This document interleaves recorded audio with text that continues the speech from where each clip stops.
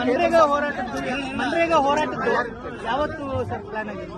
ಮನ್ರೇಗಾ ಹೋರಾಟ ನಾನು ನಾಳೆ ಮಾತಾಡ್ತೀನಿ. ಇವತ್ತು ಮಾತಾಡೋದಿಲ್ಲ.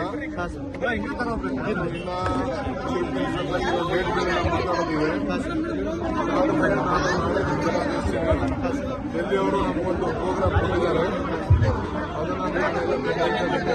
ಸರ್, ಬಳ್ಳಾರಿ ವಿಚಾರವನ್ನ ಸಿಐಡಿಗೆ ಮತ್ತೆ ಎಸ್ಐಟಿ ಕೊಡಬೇಕು ಚಿಂತನೆ ಸರ್ಕಾರಕ್ಕೆ ಇದೆಯಾ ಸರ್? ಯಾವ ಚರ್ಚೆನೂ ನನಗೆ ಗೊತ್ತಿಲ್ಲ. ಹೋಮ್ ಮಿನಿಸ್ಟರ್, ಚೀಫ್ ಮಿನಿಸ್ಟರ್ ತೀರ್ಮಾನ ಮಾಡ್ತಾರೆ.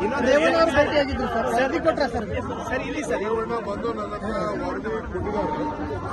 ಅಫಿಷಿಯಲ್ ಆಗಿ ಏನೇನು ವಿಚಾರ ಅಂತ ತಿಳಿಸಿದ್ದಾರೆ. ಒಳ್ಳೆ ಮಾಹಿತಿ ಎಲ್ಲ ಬಂದಿದ್ದಾರೆ, ಬಂದು ನನಗೆ ತಿಳಿಸಿದ್ದಾರೆ.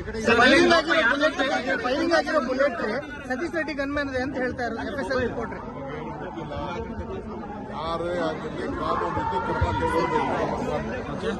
ಎರಡನೇದು ನಮ್ದೇನು ಅಂತಂದ್ರೆ, ಎಲ್ಲ ಕಡೆನೂ ವಿಗ್ರಹಗಳನ್ನ ಇಡ್ತಾರೆ, ಅವ್ರ ಭಕ್ತಿ ಭಾವನೆಯನ್ನ ತೋರಿಸ್ತಾರೆ.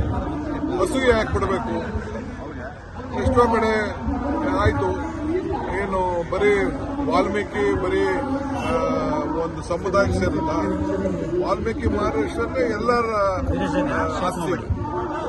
ಇವತ್ತು ನಾವು ರಾಮಾಯಣನ ವಾಲ್ಮೀಕಿ ಅವರು ಬರೆದ್ರು, ಸೊ ನಾವೆಲ್ಲ ರಾಮಾಯಣ ಓದಿದಿಲ್ವೇ? Janardhan Reddy Z plus security ಕೇಳ್ತಾ ಇದ್ದಾರೆ.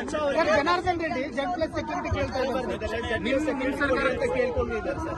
ಯಾರು ಕೇಳಿ, ಇರಾನಿಂದ ಯಾವ್ದಾದ್ರು ತಗೊಂಡ್ಬರ್ಲಿ, ಅಮೆರಿಕಾದಿಂದ ತರಿಸ್ಕೊಳ್ಳಿ, ಇವ್ರು ಮಡಿಕೊಳ್ಳಿ, ಯಾರು ಬೇಡ ಅಂತ ಹೇಳ್ತಾರೆ. ಸರ್ಕಾರದಿಂದ ಭದ್ರತೆ ಕೊಡ್ತೀರಾ ಸರ್? ಸರ್ಕಾರದಿಂದ ಸಿಎಂಗೂ ಪತ್ರ ಬರೆದಿದ್ದಾರೆ, ಭದ್ರತೆ ಕೊಡಿ, ಸರ್ಕಾರದಿಂದ ಏನಾದ್ರು ಕೊಡ್ತೀರಾ ಅಂತ. ಬಹಳ ಸಂತೋಷ. ಅವ್ರ ಪಾರ್ಟಿ ಕೇಡರ್ಸ್ನೇ ಬೇಕಾದ್ರೆ 100 ಜನನ ರೆಡಿ ಮಾಡ್ಕೊಳ್ಳಿ.